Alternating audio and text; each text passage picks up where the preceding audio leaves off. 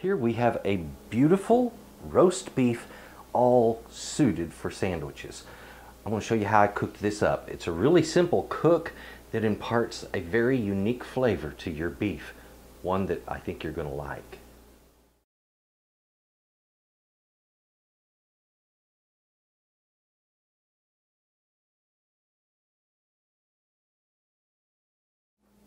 Today I'm going to be making some roast beef sandwiches.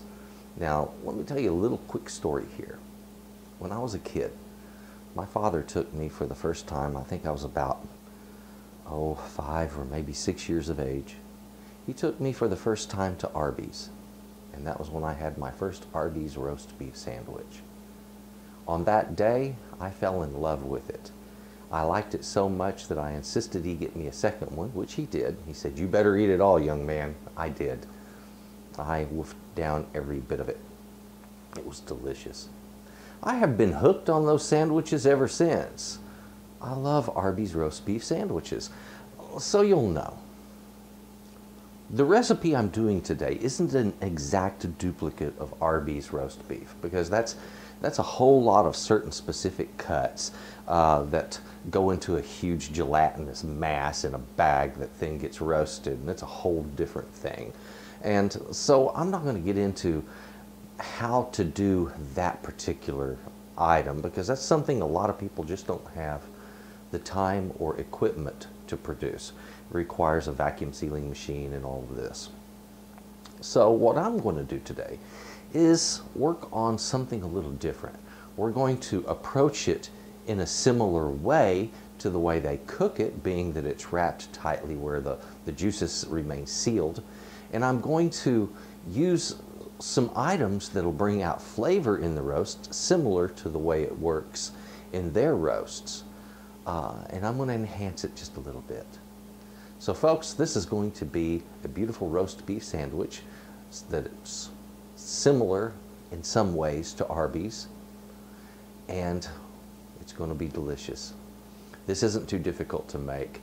It's a fun recipe, and it yields a fantastic meat that can be served hot or cold. So if you want some great roast beef sandwiches, some nice springtime sandwiches for the kids or something like that, and lowering the cost at the same time, the trick I'm going to show you today is going to give you a fantastic tasting beef roast that is so juicy and so delicious. Let's get into it. This is roast beef sandwiches. Take a look at what we have here, and we're going to get busy cooking.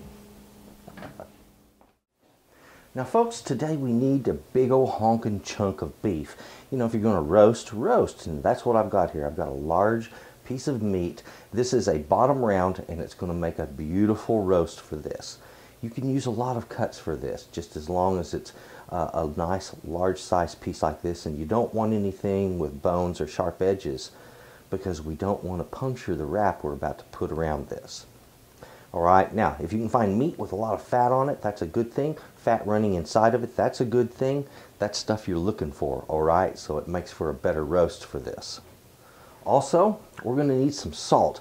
And as I mentioned before, Arby's, they use monosodium phosphate. Well, today we're going to be using monosodium glutamate, which is very similar, and I'm going to be using some sea salt. I'm going to put those together, mill them together, and then we're going to use them on the roast before preparing it for cooking. The prep for cooking is going to be special too. We're going to wrap it up just right. Also, for a good sandwich, you're going to need a really good bun. So I've chosen some French brioche. These are very soft, fluffy, but they also have a really robust flavor. So if you want to specialize your sandwich and make it really tasty, that's a neat way to do it. Ladies and gentlemen, this is not very complex. Also, I want to mention that if I didn't have a good fat band, which is on the bottom of this roast, and a lot of banding of fat inside of it, because this is a choice cut, I would definitely be using something on the outside to replace that fat. So some lard or something like that if your roast is extremely lean. So if you buy select cut and it's very lean, like maybe a sirloin, you're going to want to add some fat to that sucker. Now folks, let's get on with prepping this thing out. Now folks, when it comes to mixing salts like this, especially when the granules are different sizes, you want to put those into a mill, or something like this, a mortise and pestle, so you can mill them down together and combine them as well as get their sizes even. Also, making a smaller granule is going to coat the meat a little easier. Now, get at that. Once you have it milled, we're going to salt the meat and wrap it.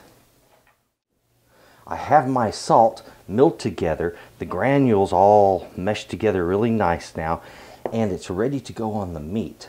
So get it salted up good and liberal, and once it's salted, we're going to wrap it in plastic wrap and then in foil. In the event that you're concerned about the use of plastic wrap, folks, this is commonly done in commercial cooking, in restaurants and food prep. It's one of our little tricks, okay? Don't be afraid of this. The plastic wrap won't hurt anything, but it does have to be covered in foil. Folks, I have plastic wrap laid out here. Now this is kind of narrow, so I ran one strip this way and another one this way. I'll put my roast on it, and I want it wrapped completely all the way around. Very tight. After I seal it with this, I want to seal it again in another double layer, and then we'll move on to foil. Okay, I've wrapped it in the very first wrap. Now I've done that with the fat side down. I'm going to reverse it. Wrap it again the exact same way with the fat side up, all right? And then that's the way we're going to cook it. It's going to come out wonderful, guys. You just wait and see. I have now done a double wrap on this. I wrapped it the first time with two pieces with it face up this way. Then I turned it, wrapped, placed it down on two more pieces of plastic wrap, wrapped those around it nice and tight.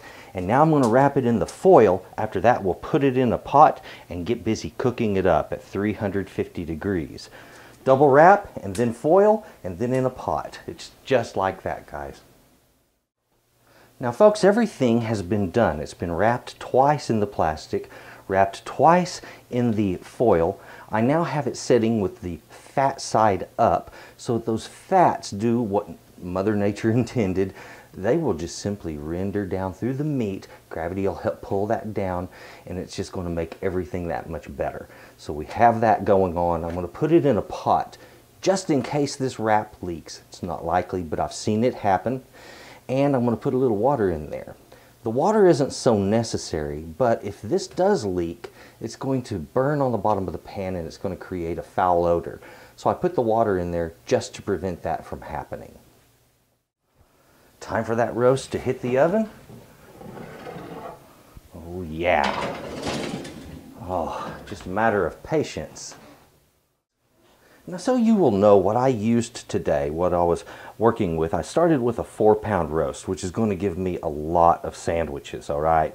And then on my mixture of salt there, what I used today, that was 2 tablespoons of regular, this is a large grained sea salt. So this is the coarse grain. And if you use a fine grain, you're going to want to use 1.5 tablespoons, okay? So reduce the amount total if it's a finer grain. Now, the MSG, I'm going to be using 1 teaspoon of that to those 2 tablespoons of coarse salt, and then I mill them together. It's a really neat way of doing it. And remember, this measures differently than fine grain does, so compensate your difference. Your buns, whatever suits you. I used a French brioche today, and of course you're going to need a bun for everybody's sandwich, and a few people are probably going to want some extras, so be prepared for that. There it is, folks. It's a very simple meal. This is going to make enough beef for way more sandwiches than I have buns here. This is going to make, easily 20 to 25 sandwiches. This is out of the oven now. I have a little spot in the bottom underneath this that is brown, and so a little bit of this weeped out, but only towards the end, and the water has already cooked off. So now it's just a roast that's setting in its own juices in these wrappings. So what I'm going to do, cover it, and I'm going to give it another 30 to 45 minutes. And within that time, it's going to pull the juices back in. It's going to relax. It's going to actually just come into its fullness. So don't rush this. Just give it time and let it sit there. And it's doing its thing, so you do yours. Now, once you've given that meat some time to rest, go ahead, remove it from the packaging, transfer it to a board, and get it ready to cut. You're going to want a nice board that'll catch some juices on the edge, because it is going to weep some juices, and you're going to want something that's going to protect your knife, so make sure you have a good carving board. Now folks, once that roast has rested, get it on your carving board and slice it up nice and thin. Then you're ready to make all the sandwiches you like. Enjoy this. It is a good recipe. The beef has a wonderful flavor, and there's a beautiful au jus in the bottom of that pan. I went ahead, sliced all of my roast beef, put it right down in its own natural juices. That way it can sit there, soak those juices up, and suddenly it's that much more juicy and wonderful. Give this a try. I think you'll enjoy what you get. My sandwich is finished up. It's beautiful. I really like the way I pulled that off. So, one last thing to do. Enjoy it.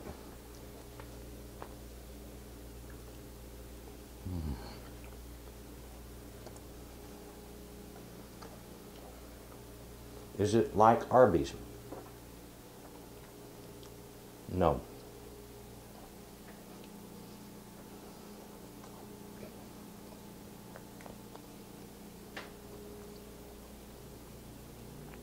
Is it good? Oh yes. Beefy flavors. It's not salty. Even though there was a lot of salt used on the outside of that roast, it seemed like there's way too much, but it wasn't too much, it was just right. The flavors are there. And like I said, it's not quite like Arby's, but theirs is a whole different preparation. Ladies and gentlemen, this is delicious, and it's something you should try when you get a chance to tap into a roast beef that's homemade and delicious. I think you're going to be quite satisfied. Also, if you want to make an au jus for this, it's very simple. It's sitting in the bottom of the pan. Just pour it up and enjoy it, and it will be delicious. I'd like to say thank you very much for watching this episode, for watching Texas Cooking Today. Hey, if you haven't done so already, please take a look at my channel. Take a look at all the recipes that I have. This one, kind of basic, but a lot of my recipes go into detail. And if you want to find some complicated recipes, but a lot of fun, my channel has a lot of them. They'll really challenge you. If you would take a look there, please subscribe if you haven't. To my subscribers, guys, thank you very much. Please take a look at Patreon. Oh, here we go. Patreon.com/Stuart Trotter. If you would please take a look at that. That's just about what I'm doing with funding some of this, as well as photography that I am moving towards as well. If you would please help out if you can do so. If you're interested in helping with the arts, that's wonderful. And folks, please do me one last favor. Just have a good day. Thank you very much. Oh, come on, you. Yeah.